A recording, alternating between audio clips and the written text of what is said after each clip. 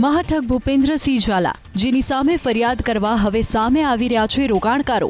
સાબરકાંઠાના ખેડબ્રહ્માના નિવૃત્ત શિક્ષક અને વકીલ કમલેશ ચૌહાણે મહાઠગના બીઝેડ ગ્રુપમાં 2 લાખનું રોકાણ કર્યું હતું। કમલેશ ચૌહાણના મતે સાબરકાંઠાના લાંબડિયાની આશ્રમ શાળામાં આચાર્ય તરીકે ફરજ બજાવતો નરેશ કટારા બીઝેડ ગ્રુપમાં એજન્ટ તરીકે કામ કરે છે। તેના કહેવાથી રોકાણ કર્યું। કમલેશ ચૌહાણે સીઆઈડી ક્રાઇમમાં નરેશ કટારા સામે ફરિયાદ નોંધાવી છે।